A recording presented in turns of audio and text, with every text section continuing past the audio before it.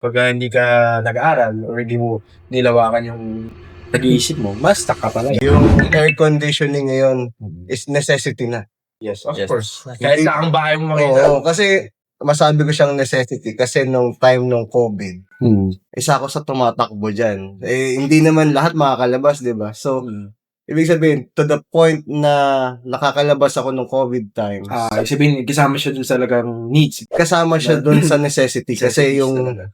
comfortability ng tao, yung kailangan natin na Well, HVAC kasi hindi lang Provide. siya papalamig ng hangin eh. Kasi Yeah. yan ang hinahanap pag May aircon, mga papalamig. healthy ano rin. Pero kasi ang benefits. HVAC, from the meaning itself ng HVAC is heating, ventilation, air conditioning. Diba? Kumbaga yung kino-condition aircon, hindi siya palamig, kino-condition niya yung hangin. Kaya nga nung pandemic ng COVID season, naalala niyo, nauso yung mga air purifiers. Yun. Healthy. Air purifiers also is counted under siya ng HVAC.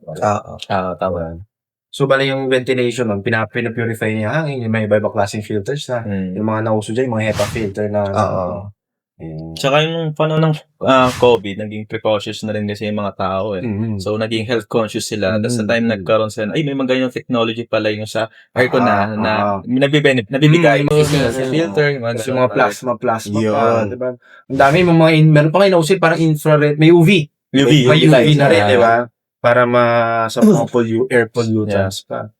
Tapos dati ang filter lang ng aircon natin is literal na yung film na parang filter lang. Pero ngayon meron na yung additional sa mga odor, HEPA. daming bago na. Kaya nga yun yung sinabi mo siya, pag hindi ka nag-aaral or hindi mo nilawakan yung nag-iisip mo, mas stuck ka talaga. Yes. Stuck knowledge talaga.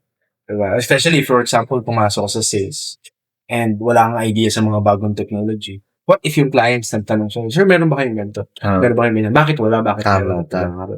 Ano lang sasagot mo? You always need to find answers. Kasi hindi naman nauubusan ng tanong ang tao.